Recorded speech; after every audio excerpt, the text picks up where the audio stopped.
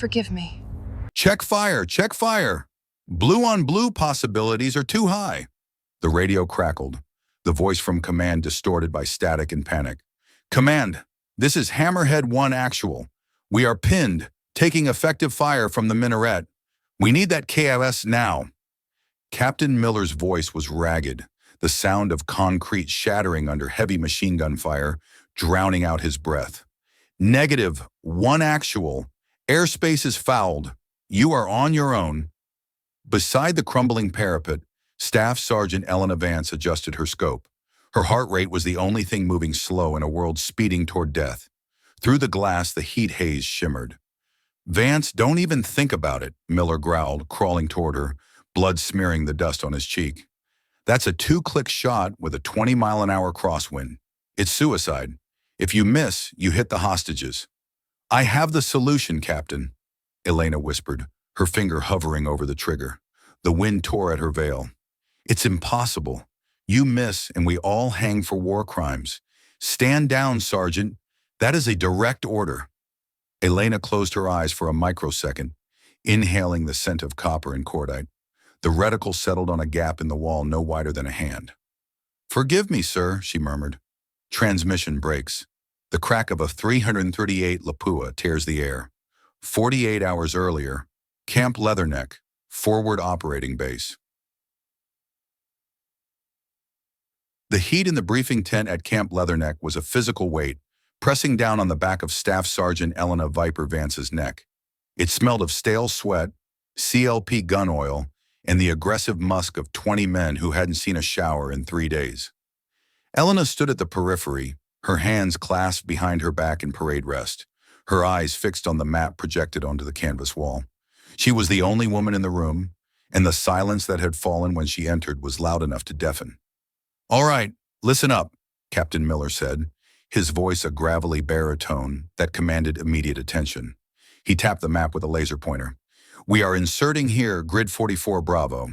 The objective is Overwatch. We sit tight, we watch the CIA spooks pick up the package, and we leave. Boring. Simple. Miller paused, his eyes sliding over his men, hardened raiders with beards and dust in their pores, before landing on Elena.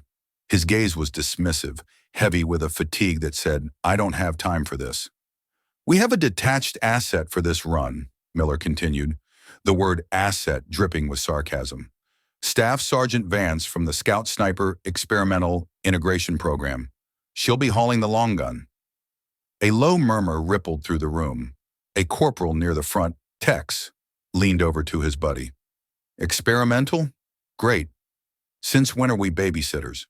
Elena's jaw tightened, but her face remained a mask of stone. She had heard it all before. You're too small. You can't hump the gear. You're a PR stunt. Captain, Elena spoke, her voice calm and cutting through the murmurs, regarding the insertion point at 44 Bravo. Miller looked annoyed. What about it, Sergeant?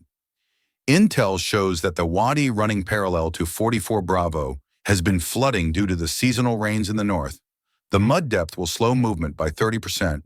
If we need a rapid exfil, we'll be stuck. She pointed to a ridgeline a click east. 44 Charlie offers better elevation and solid rock footing. Miller stared at the map. He looked at his 2IC, second in command, Lieutenant Griggs. Griggs shrugged, checking his notes. She's not wrong, Cap. Drone feed from this morning shows standing water. Miller turned back to Elena. There was no apology in his eyes, only a recalibration of annoyance. Fine. We adjust to Charlie. But listen to me, Vance. You carry your own weight. If you lag, we leave you. If you hesitate, we die. You are here to look through a scope, not to lead this team. Copy. Solid copy, sir, Elena said, her voice flat. Dismissed. Wheels up in 0400. As the men filed out, shoulder checking past her, Elena remained still. She checked her watch. 14 Iwa Zulu. She had 10 hours to prep her Macmillan TAC 338. She ran her thumb over the callus on her trigger finger. They didn't have to like her. They just had to trust her. And right now, they didn't do either. Outside the tent, the wind whipped sand against the canvas. Elena stepped out into the blinding Afghan sun, pulling her boonie hat low. She caught a snippet of conversation as Tex walked ahead of her. Don't care if she can shoot the wings off a fly. When the shit hits the fan, she's gonna freeze. Biology, man. Elena walked past them, her stride long and even. She didn't look back. She knew the only way to silence them was with a bullet, but not one aimed at them. The world under the green glow of the PVS-31 night vision goggles was a distorted landscape of shadows and grain. Staff Sergeant Elena Vance moved like a ghost, her boots finding purchase on the loose shale of the ridge without a sound. The weight of the Macmillan TAC 338 strapped to her pack dug into her shoulders, 40 pounds of precision steel and polymer that felt like 100 in the thin mountain air. They were 3 clicks out from the objective, moving through the outskirts of Al-Kharif. The city lay below them, a sprawling graveyard of concrete skeletons and unlit windows. It was 200 Zulu, the witching hour, where the only things awake were predators and prey. "Keep spacing," Captain Miller's voice crackled over the comms, a whisper in her earpiece. 5 meters. Don't bunch up. Elena was positioned at the rear, the tail end Charlie, a position that usually signaled trust in a Marine's ability to watch the back. Here, it felt like quarantine. Ahead of her, Corporal Tex Richards stumbled on a loose rock, his boots scraping loudly against the stone. The noise was like a gunshot in the silence. Tex recovered, glancing back at Elena. Even through the NVGs, she could feel his glare. He keyed his mic, a breach of discipline. "Check your interval, Vance. You're crowding me." She hadn't been within 7 meters of him. "Copy," she replied, her voice devoid of emotion. She knew the game. If he tripped, it was her fault for being too close. If she tripped, it was her fault for being too weak. The column moved down from the ridge into the labyrinth of the outer slums. The smell hit them first: sewage, rotting garbage, and the faint, sweet scent of decay. The streets were narrow, choked with debris from years of shelling. Every window was a potential sniper's nest. Every pile of trash a potential IED. Miller signaled a halt at the corner of a bombed-out market stall. He hand-signed for a short security halt. Elena took a knee, scanning her sector to the rear. Her heart rate was steady, 55 beats per minute. This was where she lived. The darkness was an equalizer. "Moving," Miller whispered. Tex took point again, stepping over a pile of rubble. He was moving fast, too fast for the density of the debris. He was eager to get off the street, eager to prove they didn't need the slow, methodical pace of a sniper. Elena swept her gaze forward, bypassing Tex's silhouette. Something caught her eye in the phosphor grain of her goggles. A glint. Unnatural. Straight lines didn't exist in nature, and they rarely existed in a ruin this old. It was a wire, thin as a fishing line, strung across the alleyway at ankle height, disappearing into a mound of trash on the left. Tex's boot was inches from the tripwire. "Halt!" Elena didn't whisper. She hissed it, loud enough to cut through the ambient noise of the wind. The entire column froze. Weapons snapped up, scanning for contact. "Vance, what the hell?" Miller's voice was a low growl in her ear. "Break silence only for contact." "Visual on a tripwire," Elena said, moving forward slowly, keeping her rifle trained on the trash pile. 12 o'clock. "Tex, freeze. Don't lift your foot." Tex looked down. Under the wash of his IR illuminator, he saw nothing. "I don't see shit, Vance. You're seeing ghosts." "Look closer," she commanded, sliding past him. She switched on her own PEQ-15 laser, tracing the invisible line across the dust. The infrared beam caught the copper wire, reflecting a dull spark back into their goggles. It was connected to a pressure plate buried under the very rubble Tex was about to step off of. A daisy chain. One step, and the walls on both sides of the alley would have turned into shrapnel. Tex went rigid. He swallowed hard, the sound audible over the comms. Miller moved up, inspecting the rig. He traced the wire with his eyes to the crude 150mm artillery shell rigged as a mine.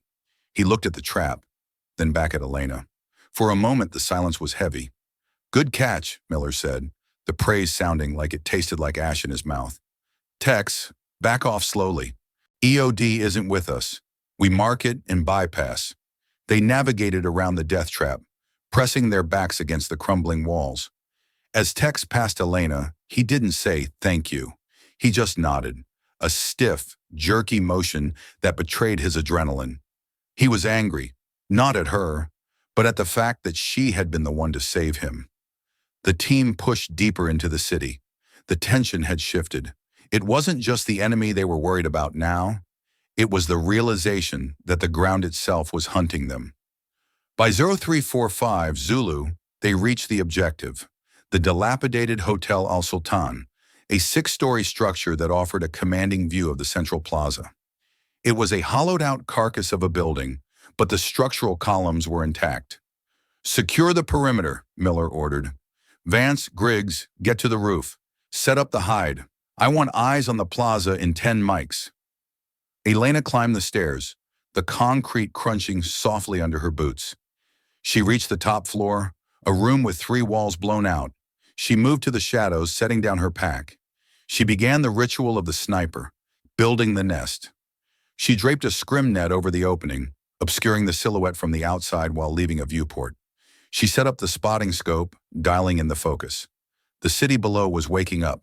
A dog barked in the distance. A solitary car drove down a parallel street, its headlights cutting through the gloom. Griggs, the lieutenant, set up the radio behind her. "You got lucky down there, Vance," he muttered, not looking up. "Sun glint or something." "It was night, sir," Elena said, adjusting the parallax on her scope. "There was no sun." "Figure of speech," Griggs snapped. "Don't get cocky. We're here to watch, not to dismantle the city." Elena didn't respond. She pressed her eye to the glass. The plaza was empty. Too empty. There were no early morning vendors, no prayer mats being shaken out. "Control," Elena whispered into her mic. "This is Viper. Have established OP. Sector is cold. Abnormally cold." "Copy, Viper," Command replied. "Proceed with mission." Elena zoomed in on a rooftop across the square, 800 meters away. A piece of fabric fluttered. It wasn't laundry, it was a range card marker. Someone had measured this plaza before. "Captain," Elena said, her voice dropping an octave. "I don't like this." "Stow it, Vance," Miller said from the floor below. "Do your job." Elena settled behind the rifle. She felt the cold concrete seep through her uniform. The city wasn't sleeping. It was holding its breath. When the sun had transformed the Hotel Al Sultan from a ruin into an oven. By 1100 Zulu, the ambient temperature on the 6th floor hovered near 45 degrees Celsius. There was no breeze, only the suffocating, stagnant air trapped between the concrete slabs. Elena lay prone behind the Leupold Mark IV spotting scope, her body a rigid line of discipline. Sweat pooled in the small of her back and trickled down, her forehead stinging her eyes. She didn't wipe it away. Movement attracted attention, and attention meant death. Beside her, Lieutenant Griggs shifted constantly, swatting at the aggressive black flies that feasted on the salt of their skin. "Status, Viper?" Miller's voice came over the localized comms, distorted not by distance but by the sheer oppressive heat interfering with the short-range frequency. "Sector static," Elena replied, her voice raspy. She took a measured sip from her hydration bladder, the water warm and tasting of plastic. "Pattern of life is still suppressed. No foot traffic in the plaza. No market stalls." "Copy. Keep eyes on," Miller said. Then a pause. "You holding up, Vance? If the heat is too much, swap with Griggs. We don't need a heat casualty when the package arrives." Elena's grip on the scope tightened imperceptibly. It wasn't concern. It was an expectation of failure. "I am green, Captain. Hydration is optimal. Focus is 100%. Don't be a hero. Drink water," Miller muttered, clicking off. Elena exhaled slowly, forcing her heart rate to remain low. The mental fatigue was heavier than the physical strain. For 5 hours, she had dissected every shadow and every pile of trash in the plaza. The pattern of life, the natural rhythm of a city, was wrong. Al-Kharif was a bustling trade hub, yet the central square was as empty as a tomb. "Ground element is 10 mics out," Griggs announced, checking the SATCOM display. "CIA extraction team. Call sign Badger. They're coming in hot for the pickup." Elena adjusted the focus ring on the scope to cut through the heavy mirage rising from the asphalt. The shimmering heat waves made straight lines dance like snakes. "I have a vehicle," Elena said. her tone shifting instantly from report to alert. A white, battered Toyota Corolla had turned into the north end of the plaza. It wasn't moving with the urgency of a local fleeing a war zone, nor the caution of a family. It moved deliberately. It rolled to the center of the intersection, the exact choke point where the extraction team would have to turn, and stopped. "Civilian vehicle in the fatal funnel," Elena broadcasted. "Driver is exiting." Through the glass, she watched a man in a gray dish Dacia step out. He didn't look at the engine. He didn't look at tires. He looked up directly toward the hotel, then turned and sprinted into the southern alleyway. "That's a marker," Elena said, her voice rising. "Captain, that car's a marker. They're setting the stage." "Badger is turning the corner," Griggs yelled. "Abort! Abort!" Elena keyed the mic to the general channel, breaking protocol to scream at the incoming convoy. "Badger, break right! Ambush! Ambush!" It was too late. 3 armored SUVs, black and dusting with desert grime, roared into the plaza from the west. They were moving fast, aggressive, expecting a quick snatch and grab. As the lead vehicle approached the abandoned Toyota, the world seemed to pause for a fraction of a second. Elena saw the flash before the sound reached her. A streak of gray smoke erupted from a third-story window on the east side of the plaza. An RPG-7 warhead spiraled through the air, erratic and lethal. Crack, whoosh. The rocket slammed into the engine block of the lead SUV. The explosion was deafening, a concussive slap that rattled the teeth in Elena's skull. The SUV flipped onto its side, skidding across the pavement in a shower of sparks and burning fuel. "Contact front!" Miller screamed over the net. "Troops in contact! Engage! Engage!" Machine gun fire erupted from the surrounding buildings, a coordinated crescendo of violence pouring into the kill zone. The remaining 2 CIA vehicles slammed on their brakes, trapped between the burning wreck and the abandoned Toyota. Elena shifted from the spotting scope to her rifle scope in one fluid motion. The pattern of life had resumed, and it was death. "I have the RPG team," Elena stated, her crosshairs settling on the smoke trail still lingering in the window frame. She didn't wait for permission. The rules of engagement had just shifted from self-defense to survival. The world narrowed down to the circle of glass in front of Elena's eye. The chaos of the plaza, the burning SUV, the screams of the CIA operators pinned behind engine blocks, the staccato rhythm of AK-47 fire, faded into a dull roar. In her mind, there was only the reticle and the target. "Range, 800. Wind, negligible. Send it," Elena whispered to herself. She squeezed the trigger. The Macmillan TAC 338 bucked into her shoulder, a solid, familiar kick. The suppressor swallowed the muzzle report, reducing it to a violent hiss, but the supersonic crack of the bullet tearing through the air was unmistakable. Through the scope, she saw the RPG gunner in the third-story window jerk violently backward, his chest erupting in a spray of red mist. He collapsed, dropping a loaded launcher back into the room. "Target down," Elena reported, her voice devoid of panic. She worked the bolt, the metallic clack-clack, smooth and practiced, ejecting the spent brass and feeding a fresh round. "Suppressing fire! Left flank! They're swarming the alley!" Miller shouted, leaning out of the adjacent window with his MK-18 carbine. He fired in short, controlled bursts, brass casing dinging off the concrete floor. Below, the situation was disintegrating. The surviving members of the CIA team were dragging a wounded man from the second vehicle. They were taking fire from 3 sides. The kill box was designed perfectly. The enemy had crossfire positions on every piece of cover. "Vance, 11 o'clock! Machine gun nest!" Griggs yelled, pointing to a low wall on a rooftop. Elena shifted her aim. A PKM machine gun was chewing up the asphalt around the CIA team, keeping them pinned. The gunner was prone, barely visible behind sandbags. "I see him," Elena said. She exhaled, finding the natural respiratory pause. The crosshair settled on the top of the gunner's helmet. Crack. The machine gun went silent. For 3 minutes, Elena was a machine. She was the hand of God reaching out from the 6th floor, striking down threats with terrifying efficiency. She felt no fear, no pity. This was the switch, the psychological partition she had built during sniper school. On this side of the switch, there were no human beings, only physics problems to be solved with lead. But the architect had planned for this. They have Overwatch, a voice screamed over the enemy radio frequency, intercepted by their comms. Focus fire on the hotel. 6th floor. The response was immediate. The rhythmic popping of AKs from the street suddenly turned upward. Bullets began to snap and hiss around the window frame, chipping away the concrete. "We are compromised!" Griggs shouted, ducking as a round shattered the wall inches from his head. "We need to move." "Hold position!" Miller roared, changing magazines. "If we stop shooting, Badger is dead. Keep firing." Then came the whistle. It was a sound distinct from the gunfire, a rising, shrieking note that signaled incoming heavy ordnance. "Incoming!" Elena screamed, rolling away from her rifle and flattening herself against the floor. An RPG warhead slammed into the ceiling of the room directly below them. The floor heaved upward. The concussion was like a sledgehammer to the chest, sucking the air out of the room. Dust and debris exploded outward, blinding them instantly.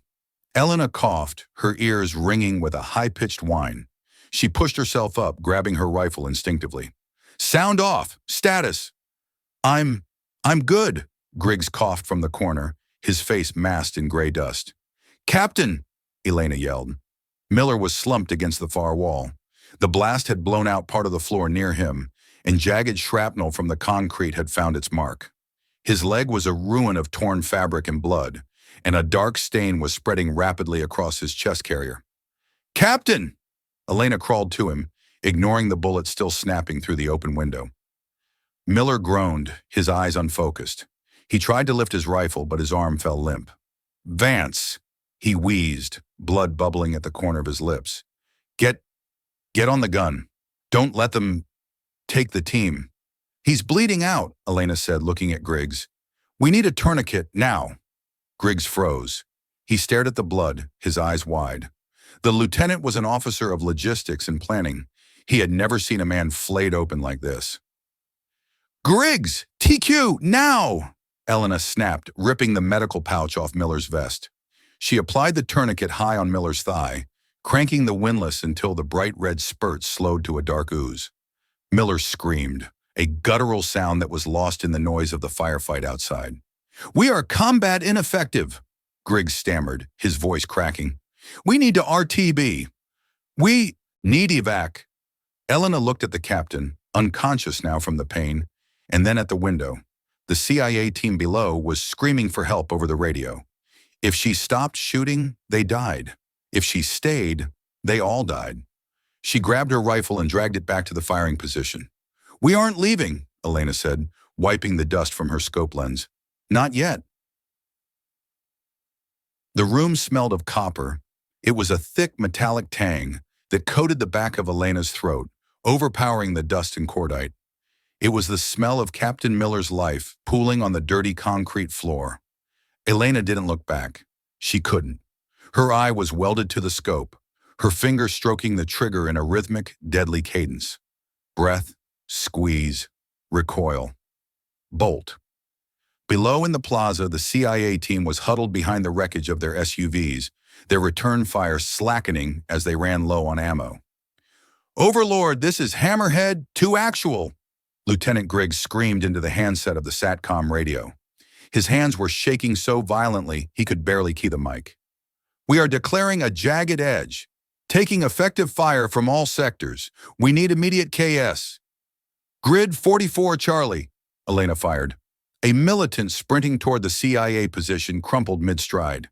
That was her last magazine for the Macmillan. She would have to switch to her secondary soon. The radio crackled, the voice from command distant and clinically detached. "Hammerhead 2, this is Overlord. We are reading your grid. You are in a dense urban zone. We have civilians in the open. Unable to authorize kinetic strikes at this time. Danger close is not approved." "Are you insane?" Griggs yelled, his voice cracking. "We have men down. The package is compromised. Drop the damn bomb." "Negative 2 actual. Rules of engagement are strict. No collateral damage. We are routing a QRF, quick reaction force. ETA 40 mics. Hold your position." 40 minutes? Griggs dropped the handset as if it were burning. He looked at Elena, his eyes wide and white in a face masked with dust. "They said 40 minutes. Miller won't last 40 minutes. We won't last 10. Elena ejected the empty magazine and reached for her chest rig. Empty.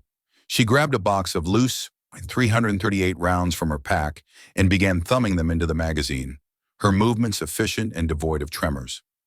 "Lieutenant," Elena said, her voice low and hard, "get on the saw, squad automatic weapon. Cover the stairwell. If they breach the ground floor, they'll come up the stairs." Griggs stared at Miller's unconscious body. The captain's chest was rising in shallow, jerky hitches. "We need to surrender," Griggs whispered. "We can negotiate. If we surrender, maybe they won't kill the hostages." Elena stopped loading. She looked at the officer. He wasn't a bad man. He was just a man who had reached his breaking point. The structure of rank and protocol had collapsed, leaving him naked against the violence. "There is no negotiation, sir," Elena said. "Not with these people. Pick up the weapon." "I am the ranking officer," Griggs snapped, a flash of defensive anger cutting through his panic. "I am giving the orders." "Then give an order that saves us," she countered. Before Griggs could respond, the rhythm of the battle changed. The relentless chatter of AK-47s from the surrounding buildings didn't taper off. It stopped instantly. The silence that followed was heavier than the gunfire. It was a suffocating, artificial silence. Elena crawled back to the window, keeping her profile low. Below, the smoke from the burning SUV drifted lazily across the plaza. The militants had stopped firing. They hadn't retreated. She could see them moving in the shadows, waiting. "Why did they stop?" Griggs asked, crawling up beside her, clutching his rifle like a talisman. "Is the QRF here?" "No," Elena whispered, scanning the rooftops. "They stopped because someone told them to." Static burst from their own radio, not the encrypted channel to HQ, but a raw, unencrypted signal breaking into their frequency. "American Marines," a voice spoke. It was deep, accented, and calm.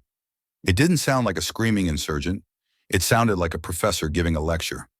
"Your birds are not coming. Your command has abandoned you to save face. They value the optics of this war more than your lives." Elena felt a chill run down her spine that had nothing to do with the heat. They were listening. They knew the KAS request had been denied. "Who is this?" Griggs whispered. "The architect," Elena said.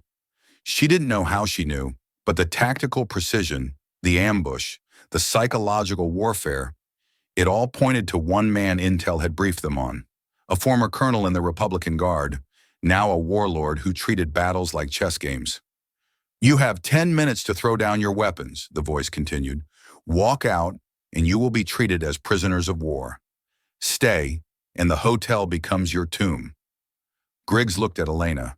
Hope, desperate and dangerous, flickered in his eyes. "Prisoners of war, that's an option." "It's a lie," Elena said, settling back behind her scope.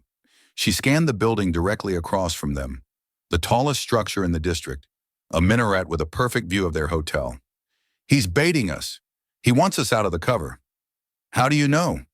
"Because," Elena adjusted her parallax, focusing on a narrow slit in the minaret's masonry. "If he wanted us dead, he'd have mortared the roof by now. He wants the CIA asset alive, and he wants to break us first." She saw it then, a thermal signature deep inside the minaret. Not a fighter with a gun, but a man holding a radio handset, standing back from the window, protected by layers of stone and human shields. "I see him," Elena whispered. Elena clipped the AN Pass 13 thermal sight in front of her day optic. The world turned into a grayscale spectrum of heat. The blistering Afghan sun had heated the stone of the city to a uniform white, making thermal differentiation a nightmare. The image was washed out, a thermal crossover where the background temp matched body temps. "He's ghosting us," Elena murmured, straining her eyes against the eyepiece. "The stone is retaining too much heat." "Vance, we need to respond to the hail," Griggs whispered, his hand hovering over the radio. "He's giving us a way out." "He's stalling, sir. He's moving his assault teams into position while he talks." Elena didn't look up. She adjusted the gain and contrast, fighting the technology to find a signal in the noise. Through the radio, the calm voice continued. "I know your doctrine, Marines. I know you cannot fire on a mosque. I know you cannot fire on a school. I am safe. You are not." Elena traversed the rifle barrel slowly, scanning the minaret located 2,400 meters to the north, a distance that pushed the absolute ballistic limit of her weapon system. The structure was ancient, thick stone walls with narrow slit windows designed for archers, not snipers. Then she saw it. Deep inside the third-story prayer room of the minaret, a faint, darker gray shape moved against the white-hot background of the heated stone. It was cooler than the walls, a human body. "I have a heat signature," Elena said, her voice dropping into the flat, predatory tone of a hunter. "Grid 44 Delta, third floor. He's pacing." "Is it him?" Griggs asked, crawling forward, peering through his binoculars, which showed nothing but dark windows. "He's holding a handset," Elena confirmed. As the voice on the radio spoke, the heat signature raised a hand to its head. The synchronization was perfect. "Positive ID. That's the architect." She zoomed in. The thermal image flickered. Around the main target, there were smaller huddled shapes near the window ledges. They were small, static. "Hostages," Elena whispered. "He's lined the window with children." Griggs blanched. "That's a no-go. We are weapons tight. Vance, do not engage. If you hit a kid, we all burn." Elena ignored him. She was doing the math. The target was pacing back and forth, a rhythmic strut of arrogance. He would walk to the window, look out through the gaps between the hostages, and then walk back into the deep shadow of the room. To hit him, the bullet would have to travel 2.4 kilometers. At that distance, the flight time would be nearly 4 seconds. She would have to aim not at where he was, but where he would be 4 seconds later. And there was the obstacle. "He's behind a structural column," Elena said. "He only exposes himself for a 2-second window when he turns." "It's impossible," Griggs said, shaking his head. "Even if you didn't have the kids there, the wind at that distance, the drift would be over 10 feet. You can't make that shot." Elena pulled out her Kestrel weather meter. She held it up to the gap in the wall. The little impeller spun, lazily, 5 miles per hour at her position. But out there, over the urban canyon, the heat rising from the pavement created updrafts and erratic crosswinds. "I can read the wind," Elena said, her mind already building the firing solution. She watched the flags on the buildings between her and the minaret. They were snapping in opposite directions. A tailwind here, a headwind there, a switchfire wind. "Vance, stand down," Griggs ordered, his voice trembling but firm. "We are not taking a shot at 2.4 clicks with civilians in the aperture. It's murder." "The QRF isn't coming fast enough, Lieutenant. Look at the street." Elena nodded toward the plaza below. The enemy fighters were no longer hiding. They were massing. They were bringing up a DSHK heavy machine gun on a tripod. Once that gun was set up, it would punch through the hotel walls like paper. "The architect is coordinating that gun," Elena said. "If he lives, we die. In 5 minutes." She looked at the minaret again. There was a secondary opening, a crack in the masonry of the rear wall of the prayer room, visible through the front window. A keyhole shot. If she threaded the bullet through the front window, between the hostages, and caught him as he passed the rear crack, it was a shot that defied sanity. It required threading a needle from 1.5 miles away. "I'm dialing elevation," Elena said, her fingers moving to the turret of her scope. Click, click, click. The sound was crisp in the silent room. "I said, stand down." Griggs grabbed her shoulder. Elena ripped her shoulder away, her eyes flashing with a ferocity that made the officer recoil. "Sir, get on the radio. Tell command we are taking fire. Create a log, but don't touch me." She went back to the scope. She began to breathe. In, out, pause. The architect turned his back in the thermal view. He was walking toward the turnpoint. "Come on," she whispered. "Make your mistake." Elena's world shrank to the size of the PDA strapped to her wrist. The applied ballistics software glowed with a dull amber light, spitting out numbers that made her stomach turn. Range, 2410 meters. Elevation, 28.5 mils. Time of flight, 4.2 seconds. 4.2 seconds. That was an eternity. In that time, a target could take 2 steps, sneeze, or drop a radio. In that time, the rotation of the Earth would actually move the target out of the path of the bullet if she didn't account for the Coriolis effect. Vance, put the weapon down, Griggs said, his voice straining with panic. He crawled over, grabbing the barrel of the Macmillan. That is a direct order. You are not taking a shot at 2.4 clicks with civilians in the aperture. It's murder. Elena didn't resist his grip, but she didn't let go. She looked at him, her eyes terrifyingly calm amidst the dirt and blood on her face. Sir, look at the plaza. I don't care about the plaza. Look, she barked. Griggs flinched, then risked a glance over the parapet. Below, the DSHK heavy machine gun was fully assembled. Two men were feeding a belt of 12.7mm ammunition into the feed tray. Another man was pointing up at their window, shouting orders. They breach in 30 seconds, Elena said, her voice flat. Once that gun opens up, it will punch through this concrete like drywall. We will be dead before the brass in the belt hits the ground. Miller dies, you die, I die, and the extraction team down there gets executed. Griggs stared at the heavy gun. The color drained from his face. The reality of the tactical situation collided violently with the rigidity of his training. But the hostages, Griggs whispered. If you hit a kid, I won't, Elena said. She pulled the rifle back, forcing Griggs to release it. She opened her dope book, data on previous engagements. Her dirty fingers traced the handwritten charts. Temp, 108 F. Barometric pressure, 2980. The air was thin and hot. The bullet would fly flatter, faster. But the wind. She looked through the spotting scope one last time. The mirage was boiling. The flags in the mid-ground showed a left-to-right wind. The flags at the target showed right to left. A wind shear. 7 minutes left wind at the muzzle, she muttered to herself, doing the mental math that no computer could perfect. 3 minutes right wind at the target. Net hold, left 4. She dialed the turret, click, click, click, click. The sound was the only thing she heard. He's moving, Elena said, her eye pressing into the rubber cup of the scope. In the thermal view, the architect was finishing his pacing. He was walking toward the gap, the 6-inch gap between the stone pillar and the small, heat-glowing form of a child. Vance, Griggs pleaded, but he didn't reach for the gun this time. He was paralyzed by the weight of the decision. He was letting her take the fall. If she missed, it was her crime. If she hit, it was their salvation. The window is closing, Elena whispered. She focused on the gap. She had to fire before he was there. She had to fire into empty space, trusting that he would walk into the bullet's path exactly 4.2 seconds later. It was an act of faith as much as physics. She adjusted her body position, digging her toes into the dust, loading the bipod with her shoulder weight. She exhaled, emptying her lungs until she hit the respiratory pause. Her heartbeat slowed. Thump, thump, thump. She visualized the bullet leaving the barrel, the spin drift pulling it right, the gravity dragging it down, the wind pushing it sideways. Forgive me, she breathed.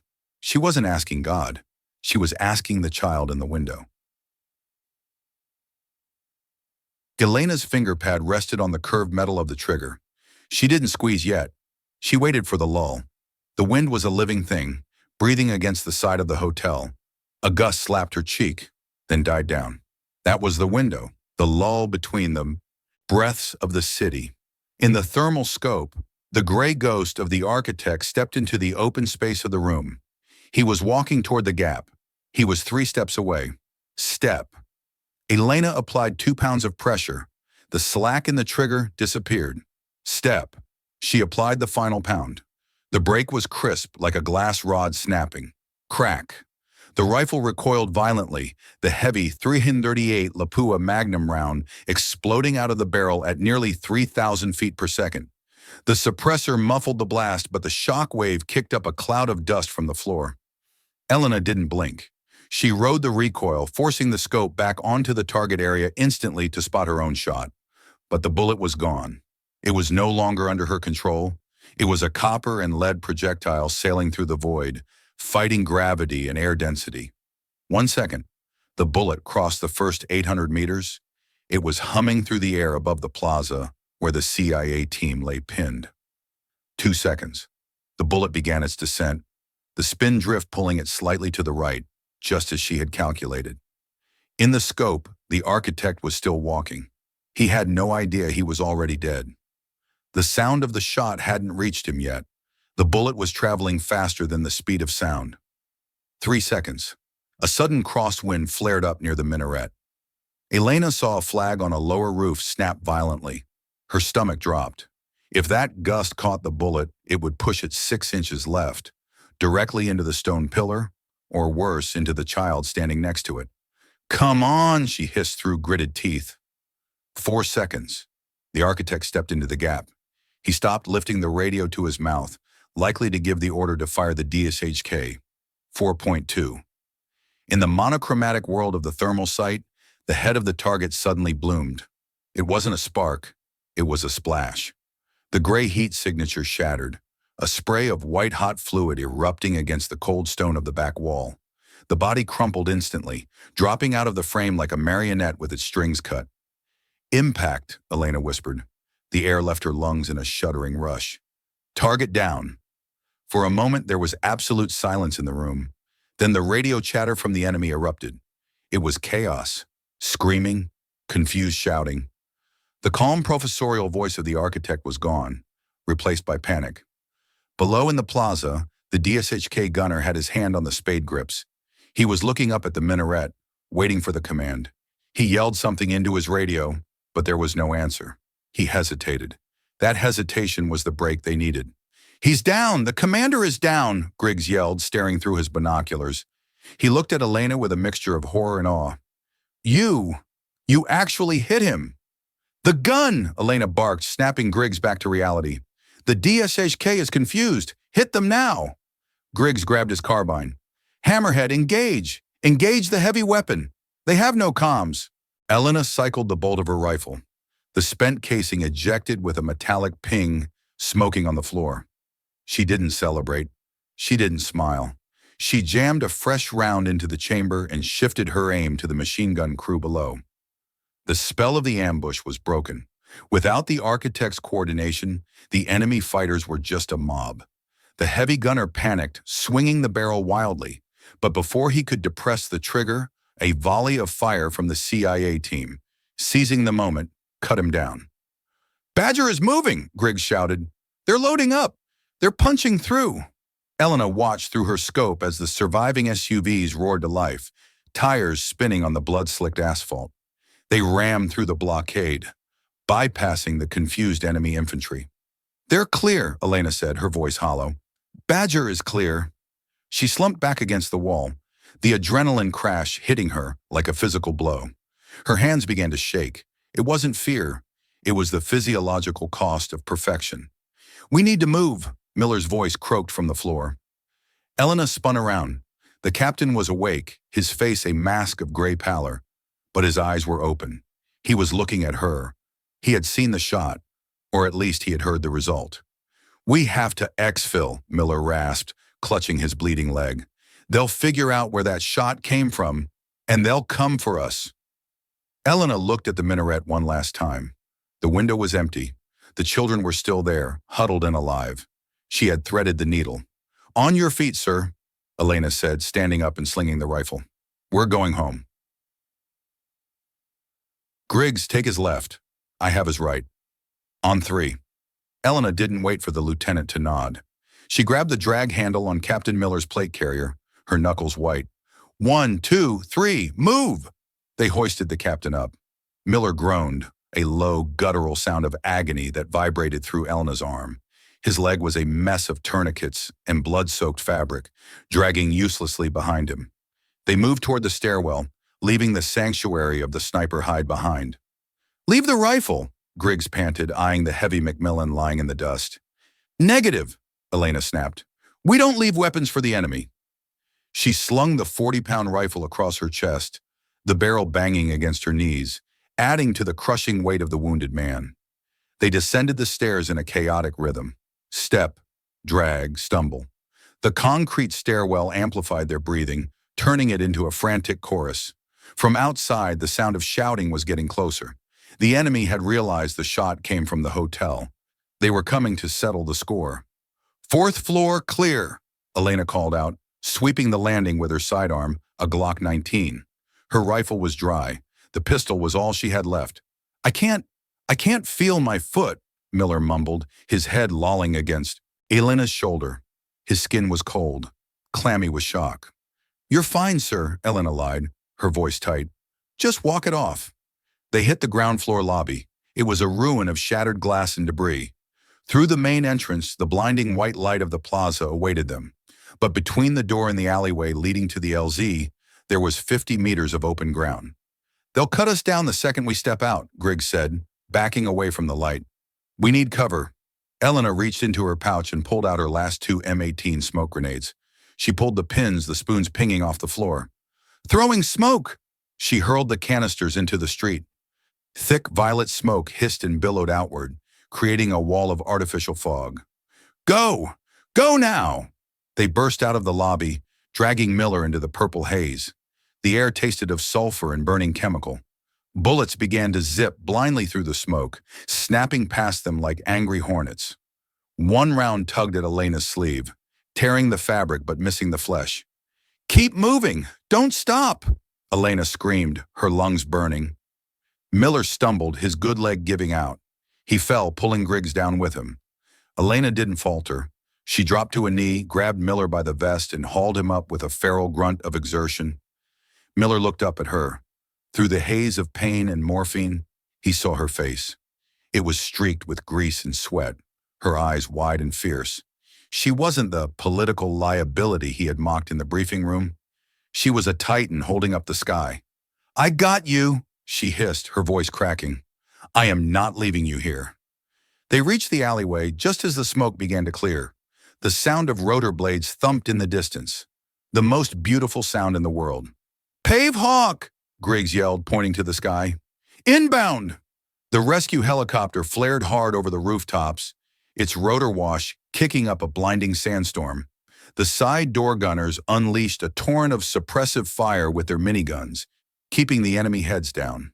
The bird touched down in the vacant lot, not fully landing, just hovering inches off the deck. The pararescue jumpers, PJs, leaped out, sprinting toward them. Hand him off, a PJ shouted, grabbing Miller. They loaded the captain onto the litter. Elena and Griggs scrambled aboard, collapsing onto the metal floor as the helicopter lifted off, banking hard to escape the small arms fire reaching up from the city. Elena sat with her back against the fuselage, her chest heaving. She looked down at her hands. They were trembling uncontrollably now. The adrenaline dump was hitting her. Across the cabin, the PJs were working on Miller. The captain pushed an oxygen mask away from his face. He turned his head, searching the cabin until his eyes locked onto hers. He didn't speak. He couldn't over the roar of the engines. But he held her gaze. The contempt was gone. In its place was something else. Confusion, perhaps. Or maybe for the first time, recognition. Elena didn't look away. She reached down and patted the stock of the rifle still strapped to her chest. Mission accomplished. The interrogation room at Camp Leatherneck was colder than the mountains. The air conditioner hummed with an aggressive rattle, chilling the sweat that had dried on Elena's skin hours ago. She sat at a metal table, wearing a clean utility uniform that felt stiff and foreign compared to her combat gear. Across from her sat Major Sterling, a judge advocate general, a JAG officer, with perfectly creased sleeves and eyes that had never seen a kill box. On the table lay a digital recorder and a stack of printed transcripts. Staff Sergeant Vance, Sterling began, adjusting his glasses. Let's review the timeline at 11:30 Zulu. You were given a direct order by Lieutenant Griggs to stand down. You were also advised by command that the target was in a no-fire zone due to the presence of non-combatants. Is this correct? Elena stared at the wall behind him. Yes, sir. And yet, Sterling tapped a paper, ballistic forensics and thermal logs confirm that you discharged your weapon at 11:30:04. You took a shot at 2,400 meters, a distance significantly beyond the effective range of your weapon system, into a structure occupied by children. I had a solution, sir, Elena said, her voice steady. A solution? Sterling scoffed. You had a gamble, Sergeant. If you had missed by 6 inches, you would be sitting here facing war crimes charges for killing a child. You violated ROE, you disobeyed a direct order, The fact that you hit the target is irrelevant to the breach of discipline. He leaned forward. We are recommending a general court-martial for violation of Article 92. Reckless endangerment. The door to the interrogation room opened. The sound of crutches clicking against the linoleum floor broke the tension. Captain Miller hobbled into the room. His leg was encased in a heavy fixator, wrapped in fresh bandages. He looked pale, gaunt, and exhausted, but he was in full-dress uniform, his rack of ribbons catching the fluorescent light. Captain, Sterling stood up, you shouldn't be out of the infirmary. Sit down, Major, Miller rasped. He maneuvered himself into a chair next to Elena. He didn't look at her. He looked straight at the recorder. I am amending my statement regarding the events at Al Sultan, Miller said. Sterling frowned. Captain, the logs are clear. You were unconscious. I was drifting, Miller corrected, but I was conscious enough to assess the tactical situation. The enemy commander, the architect, was preparing to detonate a breaching charge that would have resulted in the immediate loss of my entire team in the CIA asset. The threat was imminent. Miller paused, shifting his leg painfully. I gave the order. Elena turned her head sharply, staring at him. Miller didn't flinch. I gave the order for Staff Sergeant Vance to take the shot, Miller lied, his voice firm. Lieutenant Griggs was overwhelmed. I retained command. I authorized the engagement based on the immediate threat to life. Staff Sergeant Vance executed a lawful order under extreme duress. Sterling looked between them. He knew it was a lie. The radio logs didn't show Miller speaking, but Miller was a decorated raider, a hero of the campaign. Contradicting his sworn statement would turn a clean investigation into a political nightmare. The radio logs, Sterling started. Comms were intermittent, Miller cut him off. Check the interference report. You want to prosecute a sniper for saving 12 Marines and a CIA spook because the paperwork doesn't match? Go ahead, Major. See how that plays in Washington. Sterling stared at Miller for a long moment. Then he reached out and stopped the recording. The investigation will rule the engagement as justified tactical necessity, Sterling said, closing the folder. Dismissed. Outside the building, the evening sun was setting, painting the base in hues of orange and purple. Elena walked beside Miller, matching her pace to his crutches. You lied, sir, she said quietly. I didn't lie about the important part, Miller grunted, wincing as he stepped off the curb. You saved the team. The rest is just administration. They reached the waiting transport. Before he got in, Miller stopped. He turned to her, and for the first time since she had joined Hammerhead, he offered his hand. That was a hell of a shot, Viper, he said. Elena took his hand. It was rough, calloused, and warm. Thank you, sir. Don't let it go to your head, he added, a faint smirk touching his lips. You're still buying the first round when we get back stateside. Copy that. As the truck drove away, Elena stood alone in the dust. A group of Marines from her unit walked by. Tex was among them. He saw her, stopped, and nudged the guy next to him. They didn't cheer. They didn't clap. Tex just touched the brim of his boonie hat, a silent, imperceptible nod of respect.